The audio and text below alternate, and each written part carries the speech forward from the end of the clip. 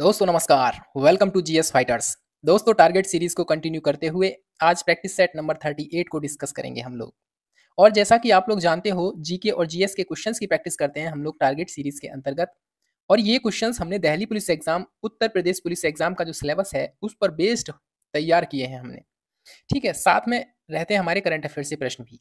आपको वीडियो के स्टार्टिंग में 3 से 4 प्रश्न आपको करंट अफेयर से भी मिल जाएंगे, यानी करंट अफेयर से भी हम क्वेश्चंस को लेकर चल रहे हैं। ठीक है जी, चलिए। अगर आपने अभी तक जीएस फाइटर्स को सब्सक्राइब नहीं किया है तो आपसे रिक्वेस्ट है, आपका अपना चैनल है जीएस फाइटर्स, उसको सब्सक्राइब कीजिए। और अगर वीडियो पसंद आए तो एक लाइक ज़रूर कीजिए, और अगर वीडियो पसंद ना आए तो डिसलाइक करने का भी हक है आपको, लेकिन उससे पहले आपको बताना होगा कि आखिर वीडियो में कमी कहाँ है। ठीक है, चलिए। हम हर बार की तरह फिर बोलेंगे, क्वेश्चंस को अटेम्प्ट करने का सबसे बेस्ट तरीका यही होता है कि आप सबसे पहले क्वेश्चन पे ही वीडियो को पॉज कीजिए, उसके बाद पहले खुद से क्वेश्चन को अटेम्प्ट करने का प्रयास कीजिए, और उसके बाद हमारा एक्सप्लेनेशन सुन लीजिए। देखिए, हाल ही में प्रधानमंत्री श्री नरेंद्र मोदी जी ने 23 अगस्त को कौन सा दिवस मनाए जाने की घोषणा की है। आपको पता होगा 23 अगस्त को आखिर हुआ क्या है। 23 अगस्त को चंद्रयान 3 चंद्रमा की सतह पर साउथ पोल पर सेफली सॉफ्ट लैंडिंग की है उसने। और उसी दिन को मेमोराइज करने के लिए हर साल मनाया जाएगा नेशनल स्पेस डे 23 अगस्त को। ठीक है, तो 23 अगस्त को नेशनल स्पेस डे हम सेलिब्रेट किया करेंगे। और अब आते हैं चंद्रयान 3 के बारे में। मैं कुछ पॉइंट्स बताऊंगा जो एग्जाम के पॉइंट्स ऑफ व्यू से आपको बहुत ज्यादा महत्वपूर्ण है और याद भी रखने चाहिए। ठीक है, सबसे पहली चीज, इस मिशन का नाम चंद्रयान 3 था। ठीक है, LVM-3 रॉकेट के माध्यम से, LVM-3 रॉकेट के माध्यम से इसको छोड़ा गया आंध्र प्रदेश के सतीश धवन स्पेस सेंटर से, जो कि श्रीहरिकोटा में स्थित है। वहां से इसको छोड़ा गया था। ठीक है, और 14 जुलाई 2023 को उसे छोड़ा गया, और 23 अगस्त 2023 को इसे इसने मून पर लैंडिंग की है। ठीक है, चंद्रमा की सतह पर पहुंचने वाला जो है इंडिया चौथा देश है, बट चंद्रमा के साउथ पोल पर पहुंचने वाला इंडिया जो है फर्स्ट कंट्री है इन द वर्ल्ड। ओके, और एक लैंडर है जिसका नाम इसमें विक्रम है, साथ में रोवर है जिसका नाम है प्रज्ञान। इसको भी याद रखना। इसका मेन मोटिव क्या है, हमारा जो वो है चंद्रयान 3 जो है, इसका मेन मोटिव क्या है। मेन मोटिव है चंद्रमा की सतह पर पानी की खोज करना, अन्य मिनरल्स का पता लगाना। ठीक है, और अगर कोई थिन एयर है, कोई वायुमंडल है चंद्रमा पर थोड़ा बहुत, या कोई गैस है वहां पे, तो उनकी स्टडी करना, वहां से सैंपल्स को कलेक्ट करके इधर लेके आना अर्थ पे। ठीक है, ये मुख्य इसका काम होगा। तो ये हमने एग्जाम के पॉइंट ऑफ व्यू से जो चंद्रयान 3 के बारे में बेसिक इन्फॉर्मेशन थी वो आपको प्रोवाइड करा दी है। और यहाँ पर 2 पॉइंट और हैं, जैसे ये डिटेल है, आप पढ़ सकते हो इसकी, लेकिन हमने ये वाले पॉइंट डिस्कस नहीं किए हैं। जैसे चंद्रमा चंद्रयान 3 जो है जिस जगह पर लैंड किया है, चंद्रमा की सतह पर जो साउथ पोल है, जिस पॉइंट पर वो उतरा है, हमारा चंद्रयान का जो लैंडर है विक्रम उतरा है, उस जगह का नाम दिया है शिव शक्ति पॉइंट, उस जगह को नाम दिया है। ठीक है, इसको याद रखना। और आपको पता होगा कि वर्ष 2019 में हमारा चंद्रयान 2 भी लॉन्च हुआ था, बट उसकी हार्ड लैंडिंग हुई। एक्चुअली हार्ड लैंडिंग नहीं हुई, वो क्रैश कर गया था पूरी तरह से। तो चंद्रमा की सतह पर जिस जगह पर जो क्रैश कर गया था हमारा चंद्रयान 2 2019 में, उस जगह को नाम दिया है तिरंगा पॉइंट। उसको भी याद रखना। ठीक है, चंद्रयान 3 जिस जगह पर उतरा है उसको शिव शक्ति पॉइंट बोला है, और चंद्रयान 2 जिस जगह क्रैश हुआ था उसको तिरंगा पॉइंट बोला गया है। ठीक है, चलिए। दूसरा प्रश्न है, आपको बताना है 69th यानी 69वें राष्ट्रीय फिल्म पुरस्कार में सर्वश्रेष्ठ अभिनेता का खिताब किसे दिया गया है। सर्वश्रेष्ठ अभिनेता रणवीर सिंह, अल्लू अर्जुन, अजय देवगन या आयुष्मान खुराना। देखिए, हमारे इस प्रश्न का सही जवाब ऑप्शन नंबर बी है। अल्लू अर्जुन जो है उनको सर्वश्रेष्ठ अभिनेता का खिताब दिया गया है। और किस मूवी के लिए, पुष्पा द राइजिंग के लिए, पुष्पा मूवी के लिए उनको ये सर्वश्रेष्ठ जो है एक्टर का पुरस्कार दिया गया है। और ये तो हो गया अल्लू अर्जुन। बेस्ट एक्ट्रेस का पुरस्कार जो है आलिया भट्ट को दिया गया है गंगूबाई काठियावाड़ी के लिए, और कृति सेनन को मिला है मिमी के लिए। देखिए, अक्सर ये बोला जाता है, बोला नहीं जाता, अक्सर यही होता है कि जो मूवी होती हैं, जो है फिल्म वगैरह होती हैं, वो समाज का आईना होती हैं, क्योंकि यहीं से मूवी बनाने की जो इंस्पायरेशन है वो निकलती है। ठीक है, आपको पता होगा, नहीं पता है तो हम बता देते हैं कि वर्ष 2018 में भारत सरकार ने सैरोगेसी से रिलेटेड एक एक्ट पास किया था। उसी से रिलेटेड है, उसी चीज़ से थोड़ी सी रिलेट करती है ये मूवी मिमी, जिसमें कृति सेनन ने एक सैरोगेट मदर का रोल निभाया है। मैं आपको स्ट्रांगली सजेस्ट करूंगा कि अगर आपने मिमी मूवी को नहीं देखा है तो आप प्लीज़ एक बार जरूर देखिए मिमी को। ठीक है, गंगूबाई काठियावाड़ ये भी एक रियल बेस्ड घटना है। आप चाहें तो इसको भी देख सकते हैं, इसको भी मैं सजेस्ट करूँगा और ये भी एक रियल बेस्ड घटना है।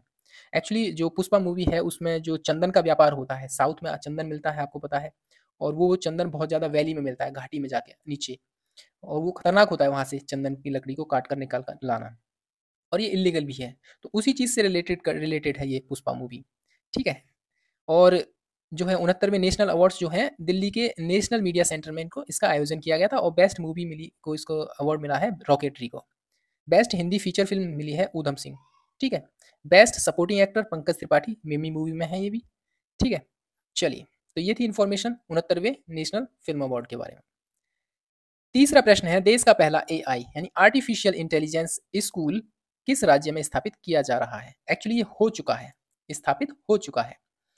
कर्नाटक में, आंध्र प्रदेश, केरला या फिर तेलंगाना? देखिए हमारे इस प्रश्न का सही जवाब ऑप्शन नंबर सी भी है, यानी केरला में आर्टिफिशियल इंटेलिजेंस जो स्कूल है उसको स्थापित किया गया है और इसका नाम है शांतिगिरी विद्या भवन। ये स्कूल केरल के तिरुवनंतपुरम में है। इसका उद्घाटन पूर्व राष्ट्रपति श्री रामनाथ कोविंद के द्वारा किया गया है और नेशनल एजुकेशन पॉलिसी 2020 पर आधारित है। इस स्कूल में बच्चों को ट्रेडिशनल टीचिंग मेथड के अलावा आर्टिफिशियल इंटेलिजेंस की मदद से एडवांस टूल और रिसोर्सेज प्रदान किए जाएंगे, जिसकी मदद से उन्हें भविष्य में उठने वाली चुनौतियों का सामना करने के में मदद मिलेगी। ओके, चलिए ध्यान रखना, भारत का पहला आर्टिफिशियल इंटेलिजेंस स्कूल केरल के तिरुवनंतपुरम में है। ओके, चलिए चौथा प्रश्न है, हाल ही में भारतीय सेना और सीमा सड़क संगठन यानी बॉर्डर रोड ऑर्गेनाइजेशन किस राज्य में बैली ब्रिज का उद्घाटन किया है? भारतीय सेना और सीमा सड़क संगठन ने बैली ब्रिज का उद्घाटन किया है हिमाचल प्रदेश में। ठीक, अब बैली ब्रिज होता क्या है आइए देख लेते हैं हम। देखो इस तरीके से होता है बैली ब्रिज, इस टाइप का लोहे का एक ब्रिज होता है, इमरजेंसी सिचुएशन में ये जल्दी बन सकता है। इसको मात्र 60 घंटे में पूरा किया है, 110 फुट लंबा है ये। बॉर्डर रोड ऑर्गेनाइजेशन और जो है इंडियन मिलिट्री के द्वारा ये इसे बनाया गया है। बॉर्डर रोड ऑर्गेनाइजेशन की बात की जाए तो इसकी स्थापना वर्ष 1960 में होती है। पहले ये सीमा सड़क परिवहन मंत्रालय के अंतर्गत काम करता था, बट 2015 से इसे रक्षा मंत्रालय के अंतर्गत रख दिया है। जैसा कि नाम से पता चल रहा है, बॉर्डर रोड ऑर्गेनाइजेशन यानी बॉर्डर के आसपास के जो रोड होते हैं उनको बनाना, उनको ऑर्गेनाइज करना इसका मुख्य काम होता है। क्योंकि बॉर्डर का जो एरिया होता है ज़्यादा सेंसिटिव होता है, तो यहाँ पर सीमा सड़क जो है क्या नाम है, परिवहन मंत्रालय जो है वो ज़्यादा अच्छा रोल नहीं निभाता, उससे ज़्यादा अच्छा रोल जो है डिफेंस मिनिस्ट्री निभा सकती है। क्योंकि कई बार रोड बन रहा है और वहाँ पर कहीं जो पड़ोसी देश है उसकी आर्मी मिलिट्री जो भी है वो दंगा फसाद कर दे या फिर बमबारी कर दे तो वो दिक्कत आएगी, तो मिलिट्री के अंतर्गत इसको रखा है। बॉर्डर रोड ऑर्गेनाइजेशन रक्षा मंत्रालय के अंतर्गत कार्य करता है, इसको ध्यान रखना बस। और इसके वर्तमान में निदेशक हैं लेफ्टिनेंट जनरल राजीव चौधरी। चलिए पांचवा प्रश्न है, लक्षद्वीप के लोग निम्नलिखित में से कौन सी भाषा बोलते हैं? देखिए मलयालम, कन्नड़, तमिल, तेलुगु। आपने एक चीज नोटिस की होगी ऑप्शंस में, ये सारी की सारी भाषाएं जो हैं शास्त्रीय भाषाएं हैं और शास्त्रीय भाषाएं हैं टोटल 6। ध्यान रखना, 4 तो ये हो गई, ठीक है, 4 ये होगी और कौन सी बची? एक बची संस्कृत, इसको भी ध्यान रखना, संस्कृत, ठीक है जी। और एक और है ओडिया, इसको भी ध्यान रखना, ओडिया के नाम से। मेरी राइटिंग बड़ी खराब हो रही है, ठीक है, एक सेकेंड। हम्म, ओडिया है और एक है संस्कृत, ठीक है, उसको भी आप ध्यान रखना। संस्कृत, इसको आप नोट कर लेना, शास्त्रीय भाषाएं हैं केवल 6। अब आप मुझे कमेंट सेक्शन में लिखकर ये बताइए कि शास्त्रीय नृत्य कितने हैं और कौन कौन से हैं, अगर नाम पता है तो नाम लिख दीजिए उनका, ठीक है। चलिए देखिए, लक्षद्वीप में बोली जाती है मलयालम, आपको पता होगा केरल में भी मलयालम बोली जाती है और लक्षद्वीप में भी मलयालम बोली जाती है। हमने ये मैप लिया है, आपको एक साउथ इंडिया का मैप है हमारा, और यहाँ पर है ये केरल, ठीक है, इस तरीके से केरल है और ये है लक्षद्वीप। लक्षद्वीप एक आर्कीपेलगो है। आर्कीपेलगो का मतलब होता है द ग्रुप ऑफ आइलैंड, यानी छोटे छोटे जो आइलैंड होते हैं, द्वीप होते हैं, उनका समूह जो होता है उसको हम आर्कीपेलगो बोलते हैं। तो लक्षद्वीप एक आर्कीपेलगो है, यहाँ पर बहुत सारे छोटे छोटे आइलैंड्स हैं, ठीक है, जैसे मिनिकॉय है और यहाँ पर एंद्रोथ है, किल्तन है, चैटलत है, बित्रा है, इस तरीके से काबारती है। इस तरीके से छोटे छोटे काफ़ी सारे आइलैंड्स हैं, लगभग 15-16 के समथिंग यहाँ पर आइलैंड्स हैं और जिसमें से 7 पर लोग रहते हैं, 7 या 8 पर लोग रहते हैं, ठीक है। और ये अरब सागर में, ध्यान रखना इस चीज़ को भी। और इसका जो हाई कोर्ट बनता है वो आता है किसके? केरला हाई कोर्ट के अंतर्गत आता है। लक्षद्वीप की मुख्य भाषा मलयालम है, जेसरी जिसे द्वीप की द्वीपीय भाषा कहते हैं, और माहल है। तमिल भाषा, तमिल भारत की प्राचीन भाषा है। लक्षद्वीप एक प्रवाल द्वीप है और लक्षद्वीप केरल हाईकोर्ट के अंतर्गत आता है। यानी इसके लक्षद्वीप के जितने भी मामले होंगे वो केरला हाईकोर्ट के अंतर्गत आते हैं। कन्नड़ कर्नाटक की भाषा है, तेलुगु आंध्र प्रदेश की है, नागालैंड की अंग्रेजी राज्य की भाषा है। ध्यान रखना। भारत का सबसे छोटा केंद्र शासित प्रदेश लक्षद्वीप ही है। इसकी स्थापना हुई थी वर्ष 1956 में, राजधानी इसकी कावारत्ती है ये वाली, ठीक है। और इसका जो लिंगानुपात है 946 महिलाएं हैं 1000 पुरुषों पर। मिनिकॉय द्वीप का सबसे बड़ा द्वीप है, मिनिकॉय द्वीप जो है लक्षद्वीप का, ये वाला जो द्वीप है ये सबसे बड़ा द्वीप है लक्षद्वीप का। ओके, तो ध्यान रखना लक्षद्वीप में जो है मलयालम लैंग्वेज बोली जाती है। 6वां प्रश्न है, हृदय से शरीर की ओर ले जाने वाली रक्त वाहिनी कहलाती है। देखिए हमने यहाँ पर एक मिस्टेक की है, आप उसको ऐड कर लीजिए। हृदय से शरीर की ओर रक्त को ले जाने वाली, यहाँ पर आप रक्त लिख लीजिए। हृदय से ब्लड को ले जाने वाली कौन सी ऐसी वो धमनियां हैं, ठीक है, रक्त वाहिनी है। तो हमारे इस प्रश्न का जवाब हमने बता दिया है। धमनी जो होती हैं वो ब्लड को हार्ट से शरीर के अन्य हिस्सों तक पहुंचाने का काम करती हैं। कौन? आर्टरीज यानी धमनी, ठीक है। चलिए अब हम देख लेते हैं इधर। देखिए हमने यहाँ पर एक मैप लिया है, आप इसके माध्यम से इजीली समझ पाओगे। जो धमनियां होती हैं वो ब्लड को ले जाने का काम करती हैं अन्य हिस्सों तक। देखिए इस तरीके से, ठीक है। धमनी हृदय से शरीर की ओर रक्त को ले जाने वाली रक्त वाहिनी धमनी कहलाती है। शरीर से जो हृदय की ओर रक्त ले जाती हैं उनको शिराएं कहते हैं। ध्यान रखना, धमनियां जो होती हैं वो ब्लड को हार्ट से शरीर के अन्य भागों तक ले जाती हैं, जबकि जो शिराएं होती हैं वो शरीर के अन्य भागों से ब्लड को हृदय तक, हार्ट तक लेकर आती हैं, ठीक है। जो धमनियां होती हैं हार्ट से जाती हैं तो वो प्योर ब्लड लेकर जाती हैं शरीर के अन्य भागों में, और शिराओं से जब आती है आता है रक्त तो वो अशुद्ध होकर आता है। हार्ट का काम केवल पंप करना होता है ब्लड को, यानी कि उसको पुश करना होता है ब्लड को, जबकि उसको प्योरीफाई करने का काम लंग्स का होता है, यानी फेफड़े करते हैं ब्लड को प्योरीफाई। और उस प्योरीफाई ब्लड को हार्ट पंप करता है, यानी आगे ढकेलता है शरीर के अन्य भागों तक जाने के लिए, ठीक है।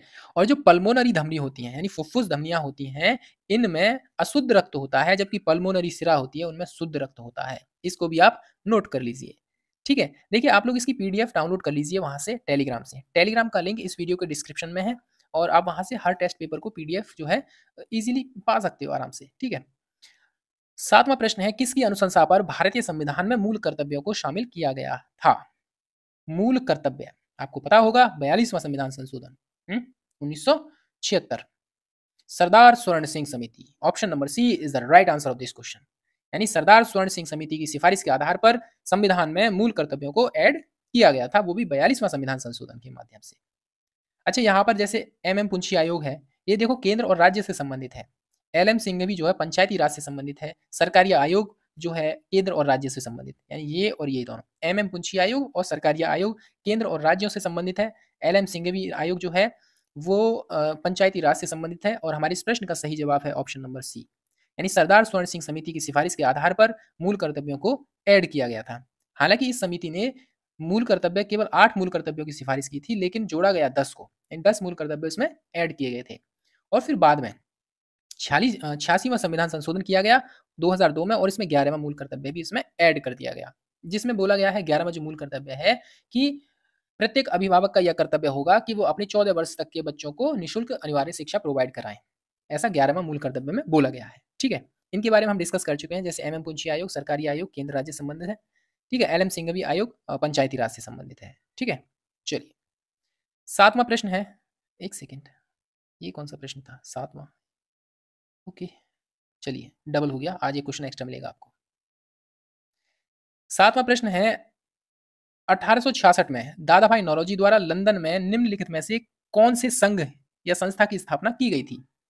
देखिए, the Bengal British India society, east India association, the British Indian association, the Madras native association. हमारे इस प्रश्न का सही जवाब ऑप्शन नंबर बी है। द इंडियन एसोसिएशन की स्थापना वर्ष 1866 में दादा भाई नौरोजी के द्वारा की गई थी। देखिए, ईस्ट इंडिया एसोसिएशन की स्थापना दादा भाई नौरोजी के द्वारा 1866 में लंदन में की जाती है। इसकी स्थापना भारतीयों और ब्रिटिश जो है सेवानिवृत्त ब्रिटिश अधिकारियों के सहयोग से की गई थी। इसका उद्देश्य भारत के मामलों से संबंधित जो मामले हैं उन पर चर्चा करना और सरकार को भारतीयों के प्रतिनिधित्व प्रदान करना। एसोसिएशन के पहले अध्यक्ष लॉर्ड लिडवेन थे, इन्हें भी आप याद रख सकते हो। 8वां प्रश्न है, निम्न में से किसे काला या श्याम पैगोडा के नाम से जाना जाता है, यानी ब्लैक पैगोडा किसको बोला जाता है? शोर मंदिर को, खजुराहो मंदिर को, या फिर कोणार्क का स्वर्ण मंदिर, या देवगढ़ का मंदिर, देवगढ़ का जो 10 अवतार मंदिर है। कानपुर में है ये, इसको छोड़िए। ये एमपी में है खजुराहो के मंदिर, इसका आपको पता है तो बताइए। हमारे इस प्रश्न का सही जवाब ऑप्शन नंबर सी है, यानी कोणार्क का जो सूर्य मंदिर है उसको ब्लैक पैगोडा के नाम से जाना जाता है। और अब हम करते हैं उसके दर्शन। देखिए, ये है कर्नाटक का जो है स्वर्ण मंदिर, ब्लैक पैगोडा के नाम से इसको जाना जाता है। इस मंदिर की एक खास बात है कि सूर्य चाहे किसी भी दिशा में हो, इसका जो गर्भगृह है वहां पर रोशनी पहुंचती ही है। वो उस तरीके से डिजाइन किया है ताकि सूर्य की रोशनी इस पर पड़ेगी, जो ऊपर वाला पॉइंट है यहाँ से, तो धूप जो है किसी भी तरीके से नीचे पहुंचती रहेगी। ठीक है, इस तरीके से उसको डिजाइन किया गया है, इसीलिए इसको स्वर्ण मंदिर कहते हैं।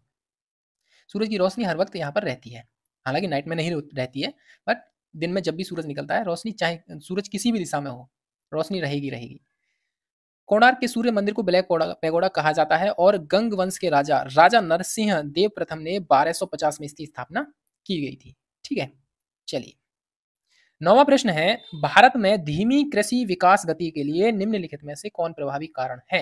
यानी भारत में जो कृषि है वो उसकी धीमी गति है, उसके लिए एक कौन सा कारण प्रभावी है, ज्यादा सही है? ग्रामीण निर्धनता, शहरी निर्धनता, कुशल श्रमिक या शहर से गांव की ओर पलायन। देखो, ये भी कारण है इसमें, कुशल श्रमिक नहीं है, ये भी एक कारण हो सकता है, शहरों की निर्धनता ये कारण नहीं है, बट इनमें से जो प्रभावी कारण है वो ऑप्शन नंबर 1 है, ग्रामीण निर्धनता। भाई, कृषि मांगती है पहले इन्वेस्टमेंट, आप उसमें कृषि में टेक्नोलॉजी लाइए, प्रौद्योगिकी लाइए, उसके बाद फिर कृषि का लाभ लीजिए, बट उसको प्रौद्योगिकी को गांव तक लाने के लिए, जो टेक्नोलॉजी है उसको गांव तक लाने के लिए इन्वेस्टमेंट चाहिए, पैसा अच्छा खासा चाहिए। यानी गांव की निर्धनता ही जो है इसका सर्वश्रेष्ठ उदाहरण है। ग्रामीण जनसंख्या का निर्धन होना भारत में कृषि विकास गति के लिए एक प्रमुख कारण है। कृषि में कार्यरत भारत की अधिकतम जनसंख्या गांव में निवास करती है। निर्धनता के कारण भारतीय किसान कृषि की आधुनिक तकनीकी मशीनरी आदि से वंचित रह जाते हैं, क्योंकि आधुनिक उपकरण, बीज आदि बहुत महंगे हैं और वो फिर छोटे किसान जो होते हैं खरीद नहीं पाते। और आपको पता होगा 80 से 85% जो किसान है भारत का, वो सीमांत किसान है, जिनके पास 1 या 2 हेक्टेयर तक जमीन है बस।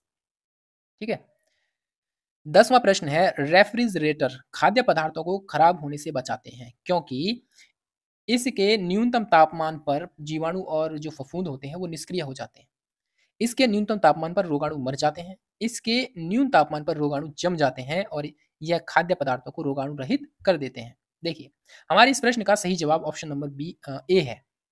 इसका जो न्यूनतम तापमान होता है, यानी रेफ्रिजरेटर जो होता है, फ्रिज जो होता है, उसका जो टेम्परेचर होता है वो कम होता है और उसकी वजह से जो जीवाणु और फफूंद जो होते हैं वो निष्क्रिय हो जाते हैं, इनएक्टिव हो जाते हैं, एक्टिव नहीं होते, इनएक्टिव होते हैं। ठीक है, खाद्य पदार्थों को खराब करने में जीवाणु फफूंद एक मुख्य भूमिका निभाते हैं और जब रेफ्रिजरेटर में खाद्य पदार्थों को रखा जाता है तो खाद्य पदार्थों का जो टेम्परेचर है बाहरी टेम्परेचर से की तुलना में बहुत कम हो जाता है, जिसके कारण जीवाणु और फफूंद नहीं पनप पाते हैं और खाद्य पदार्थ सुरक्षित रहते हैं।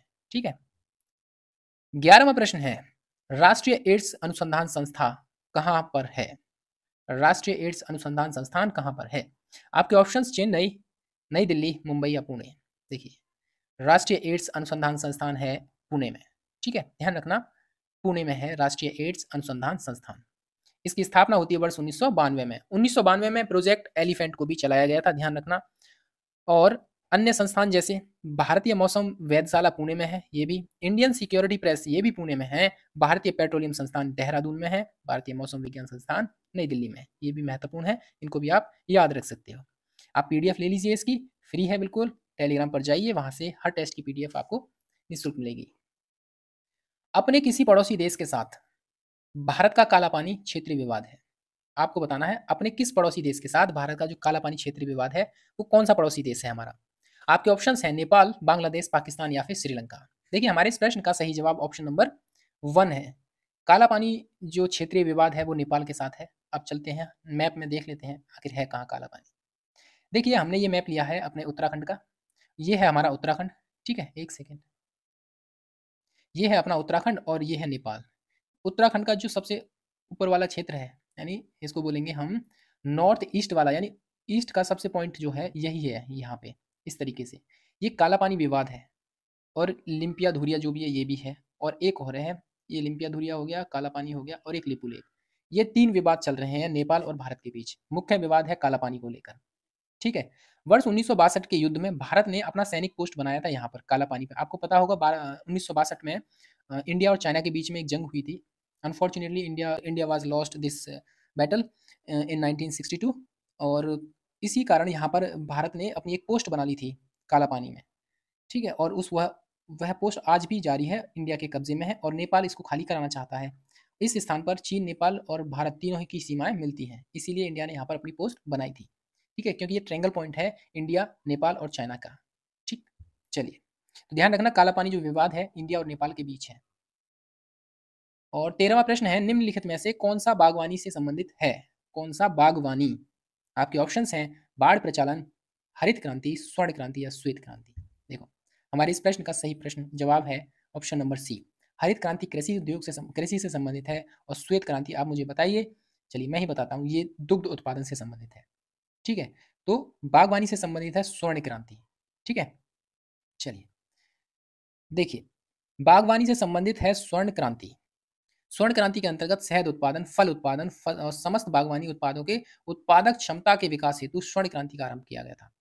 वर्गीज कुरियन द्वारा प्रारंभ की गई श्वेत क्रांति आपको पता होगा वर्ष 1970 में ऑपरेशन फ्लड चलाया गया था।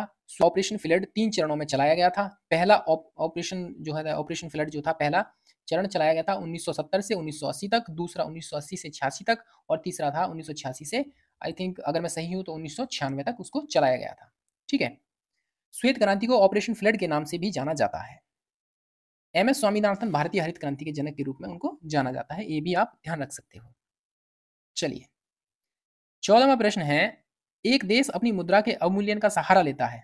अवमूल्यन का मतलब होता है किसी अन्य देश की तुलना में अपने देश की मुद्रा के मूल्य को कम कर देना, यही होता है अवमूल्यन का अर्थ, ठीक है? व्यापार शेष को ठीक करने के लिए ऐसा करता है कोई देश, आयातित वस्तुओं और सेवाओं की लागत को ठीक करने के लिए करता है, या देश में मुद्रास्फीति की प्रवृत्ति को कम करने के लिए, या उपरोक्त सभी के लिए। देखिए, व्यापार शेष को ठीक करने के लिए ऐसा किया जाता है कि अपने देश की जो मुद्रा है उसके मूल्य को कम कर दिया जाता है ताकि इन्वेस्टमेंट को ज़्यादा आकर्षित किया जा सके। अगर किसी देश ने अपने देश की मुद्रा का अवमूल्यन किया है, यानी अपने देश की जो मुद्रा की वैल्यू है उसको कम की है, तो ज़्यादा चांसेस रहते हैं उस देश में इन्वेस्टमेंट आने के, ठीक है? यानी उसका जो व्यापार शेष है उसको ठीक या दुरुस्त करने के लिए ऐसा किया जाता है। इस स्थिति में देश में उत्पादित वस्तुओं का जो मूल्य होता है विदेशों में सस्ता हो जाता है, जिससे निर्यात बढ़ता है। यानी सस्ती वस्तुएं और अच्छी वस्तु हर कोई खरीदेगा, अच्छी वस्तु हो और सस्ती हो तो और अच्छा है। तो ऐसी कंडीशन में क्या होता है कि निर्यात बढ़ता है और इन्वेस्टमेंट भी बढ़ता है देश के अंदर, ठीक है? 1947 से लेकर अब तक 3 बार जो है भारतीय रुपए का अवमूल्यन हो चुका है, 3 बार हो चुका है, ध्यान रखिए, ठीक है? चलिए, 15वां प्रश्न है, हालांकि ये 15वां नहीं है, एक प्रश्न जो है 7वां 2 बार हो चुका है, यानी ये 16वां प्रश्न होगा। कोयले की खानों में प्राय विस्फोट करने वाली गैस होती है। आपके ऑप्शन हैं हाइड्रोजन, कार्बन मोनोडाइऑक्साइड मोनोऑक्साइड, या फिर वायु, या फिर मीथेन।